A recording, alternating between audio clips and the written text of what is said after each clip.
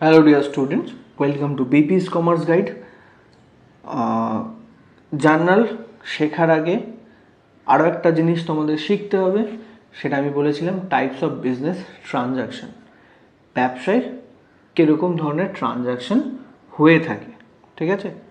তো business transaction করকমের হয়ে থাকে সেটা জানা কিন্তু খুব ইম্পর্ট্যান্ট জার্নাল শেখার আগে, ঠিক আছে? তো এটাও একটা তোমাকে হেল্প করবে বেসিক্যালি কি না, এই যে ট্রানজ্যাকশানগুলোকে যদি তুমি প্রপারলি আইডেন্টিফাই করতে পারো তাহলে সেক্ষেত্রে তোমার রিয়েল অ্যাকাউন্ট, নমিনাল অ্যাকাউন্ট বা পার্সোনাল অ্যাকাউন্টের মধ্যে কিছুটা ডিফারেন্সিয়েট করতে, মানে পার্থক্য করতে হেল্প হবে তোমার, ঠিক আছে? মানে কোন অ্যাকাউন্টটাকে বেসিক্যালি আমি রিয়েল অ্যাকাউন্ট বলবো, কোন অ্যাকাউন্টটাকে বেসিক্যালি আমি নমিনাল অ্যাকাউন্ট বলবো, এই দুটো জিনিস আইডেন্টিফাই করতে অনেক বেশি তোমাদের সুবিধা হয়ে যাবে, ঠিক আছে? তো ফার্স্ট, বিজনেস ট্রানজাকশন বেসিক্যালি আমরা দু ধরনের জানি, ঠিক আছে? বেসিক্যালি তিন ধরনের হয়ে থাকে, তো আমি এখানে দুটো ধরনের ট্রানজাকশানকে আমি ক্লাসিফাই করব।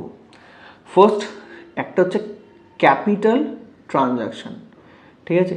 একটা প্রথমটাকে বলি ক্যাপিটাল ট্রানজাকশান, বা এটা হচ্ছে বেসিক্যালি লং টার্ম, মানে অনেক বছরের জন্য করা হয়ে থাকে একবারে।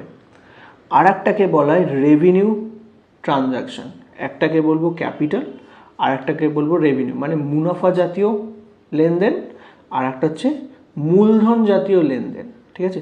এই যেটা ক্যাপিটাল ট্রানজাকশান যেটা রয়েছে সেটা কিন্তু লং টার্মের জন্য করা হয়ে থাকে, আর যেটা রেভিনিউ ট্রানজাকশান সেটা বেসিক্যালি ডে টু ডে বেসিসের জন্য হয়ে থাকে।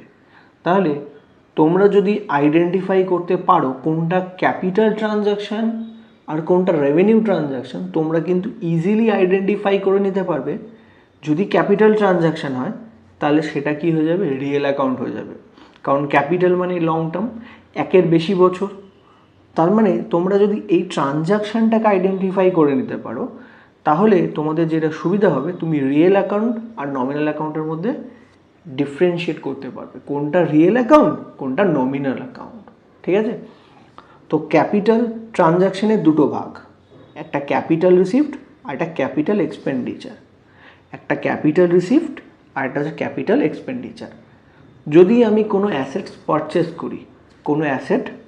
করি, একটা এক্সাম্পল নিচ্ছে, লাইক আমি একটা এক্সাম্পল নিয়ে বলি, ল্যান্ড পারচেস।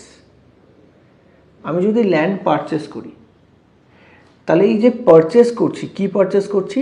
ল্যান্ড।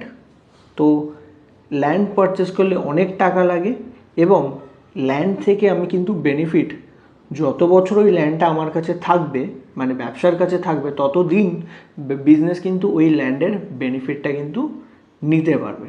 মানে তার কাছে যদি 10 বছর থাকে তাহলে 10 বছর ধরে সে বেনিফিটটা পাবে, তার কাছে যদি 500 বছর থাকে তাহলে 500 বছর ধরে ওই বেনিফিটটা পাবে। তো ল্যান্ড যদি পারচেস করি তখন তাকে আমি বলবো ক্যাপিটাল এক্সপেন্ডিচার। তো ল্যান্ড সেটা আমি কি 10 বছর ইউজ করছি, তাহলে লং টার্মে ইউজ করছি, তাহলে ক্যাপিটাল এক্সপেন্ডিচার যেগুলো সেগুলোকে আমি বলবো বেসিক্যালি কি অ্যাকাউন্ট হিসাবে ট্রিট করব, রিয়েল অ্যাকাউন্ট বলে। কি অ্যাকাউন্ট বলে ট্রিট করব? Real account. তাহলে ল্যান্ড আমার কি অ্যাকাউন্ট? Real account. আচ্ছা, তাহলে ক্যাপিটাল রিসিভ কোনটা? এই পার্টিকুলার ল্যান্ডটাই যদি আমি সেল করে দিই, এই পার্টিকুলার ল্যান্ডটা যদি আমি বিক্রি করে দিই, বিক্রি করে দিলে আমার কিছু টাকা আসবে, তাহলে ওই বিক্রি করে দেওয়ার পর যে টাকাটা আমি রিসিভ করব, বিক্রি করে দেওয়া মানে ল্যান্ড সেল করে দেওয়া, তখন সেটাকে বলবো আমি ক্যাপিটাল রিসিভড, ঠিক আছে? কোনো ইনভেস্টমেন্ট করেছি, কোনো ল্যান্ড বিক্রি করে দিয়েছি, কোনো শেয়ার বিক্রি করে দিয়েছি, সেটা অবশ্যই হতে বলে 1 বছরের বেশি, মানে সেই পার্টিকুলার অ্যাসেটসটা যেটা রয়েছে সেটা 1 বছরের বেশি সময় ধরে আমি ইউজ করছি। তো যদি সেটাকে আমি সেল করে দিই, সেই ধরনের জিনিসটাকে আমি বলবো ক্যাপিটাল ইন নেচার, মানে যে সমস্ত সম্পত্তি থেকে একের বেশি বছর ধরে বেনিফিট পাওয়া যায় সেই ধরনের অ্যাসেটসকে পারচেস করা হলে আমি তাকে ক্যাপিটাল এক্সপেন্ডিচার বলি। আর যদি সেই ধরনের অ্যাসেটস আমি বিক্রি করে দিই, সেখান থেকে যে রিসিভটা হবে সেটাকে বলা হয় ক্যাপিটাল রিসিভ। তাহলে ল্যান্ড যদি আমি সেল করে দিই তাহলে সেটাকে বলবো ক্যাপিটাল রিসিভড। আর ল্যান্ডটা যদি আমি পারচেস করি তখন তাকে বলবো ক্যাপিটাল এক্সপেন্ডিচার। ঠিক আছে, তো একটা হচ্ছে পারচেস করলে হয় এক্সপেন্ডিচার, আর যদি আমি সেল করে দিই তখন থেকে বলবো ক্যাপিটাল রিসিভড। বোথ আর রিয়েল অ্যাকাউন্ট, দুটোই আমার কি অ্যাকাউন্ট? Real account. ল্যান্ড আমি পারচেস করলে রিয়েল অ্যাকাউন্ট, ল্যান্ড যদি আমি সেল করে দিই তখনও আমার সেটা রিয়েল অ্যাকাউন্টই হবে। তাহলে মনে রাখবে ক্যাপিটাল যেটা রয়েছে ক্যাপিটাল এক্সপেন্ডিচার মূলত রিয়েল অ্যাকাউন্টই হয়ে থাকে। যত ধরনের ক্যাপিটাল এক্সপেন্ডিচার হবে, মানে যার বেনিফিট আমি একের বেশি বছর ধরে পাবো, সেই সমস্ত ধরনের এক্সপেন্ডিচার রিসিভগুলোকে আমি বলবো রিয়েল অ্যাকাউন্ট হিসাবে ট্রিট করতে পারি। ওকে, নেক্সট আরেকটা যে পার্ট ছিল রেভিনিউকে আমি বলছি মুনাফা জাতীয় লেনদেন।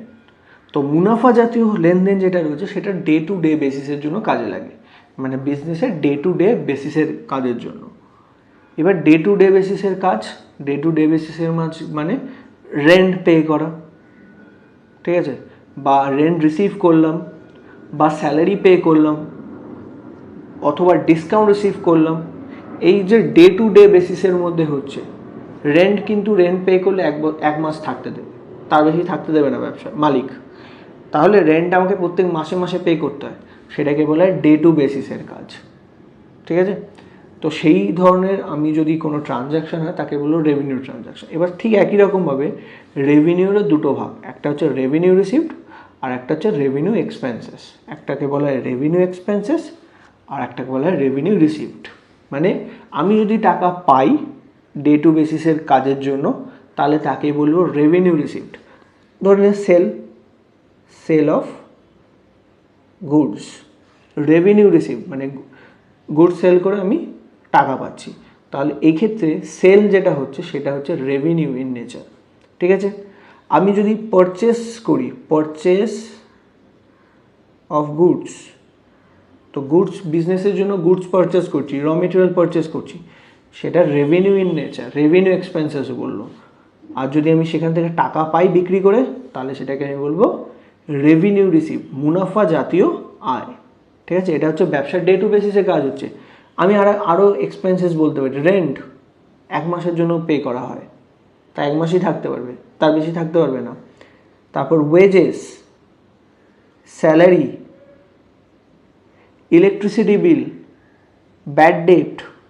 ঠিক আছে, এই সব কটাই হচ্ছে রেভিনিউ এক্সপেন্সেস, কারণ এটা ডে টু ডে বেসিসের কাজের জন্য ব্যবহার করা হয় বিজনেসের। আর যদি আমি রেভিনিউ রিসিভের কথা বলি তাহলে সেল হচ্ছে সেল অফ গুডস।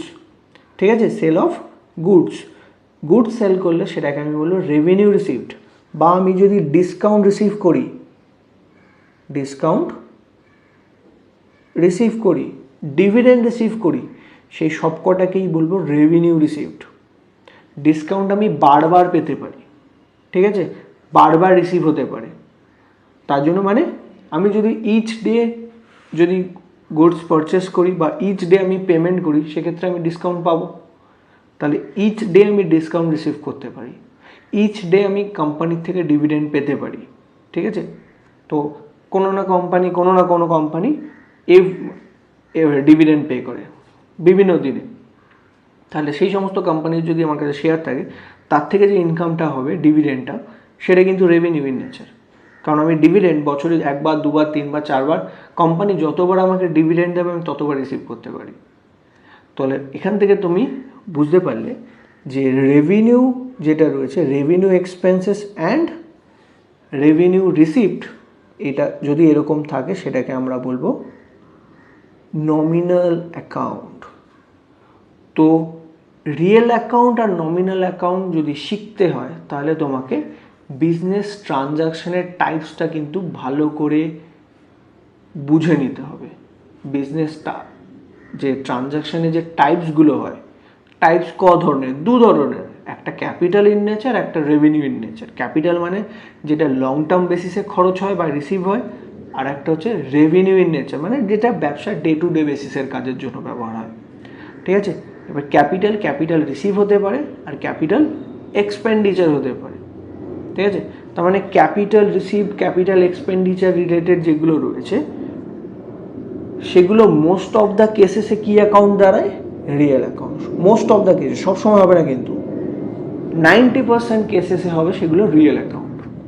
বাকি 10% কেসেসে সেটা অন্য অ্যাকাউন্ট হতে পারে, ক্যাপিটাল মানে পার্সোনাল অ্যাকাউন্ট হতে পারে। বাট মোস্ট অফ দ্য কেসেসে মনে রাখবে capital receive and capital expenditure হবে রিয়েল অ্যাকাউন্ট। ঠিক আছে? তুমি যদি ক্যাপিটাল এক্সপেন্ডিচার আর ক্যাপিটাল রিসিভড ট্রানজাকশনকে দেখে আইডেন্টিফাই করে নাও, তাহলে তুমি 90% কেসেসে তুমি ঠিকঠাক আইডেন্টিফাই করতে পারবে কোনটা রিয়েল অ্যাকাউন্ট। আর ঠিক আর একটা জিনিস সেটা হচ্ছে রেভিনিউ। রেভিনিউ মানে ডে টু বেসিসে কাজ যেগুলো, তো রেভিনিউ যে রিসিভড হবে বা রেভিনিউ যে এক্সপেন্সেস হবে সেগুলোকে আমরা কি বলবো? Nominal account. সেগুলোকে আমরা কি বলবো? Nominal account. নমিনাল হচ্ছে এক্সপেন্সেস, ইনকাম, গেইনসকে বোঝায়।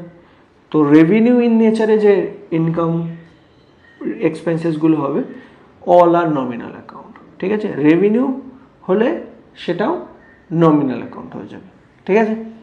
আশা করি তোমরা এই ভিডিওটা দেখে নমিনাল অ্যাকাউন্ট, রিয়েল অ্যাকাউন্টের আরও একটু ইনডেপথ ক্লাসিফিকেশন করতে শিখে গেছো। যদি ভিডিওটা ভালো লেগে থাকে অবশ্যই লাইক, শেয়ার অ্যান্ড কমেন্ট করে দেবে।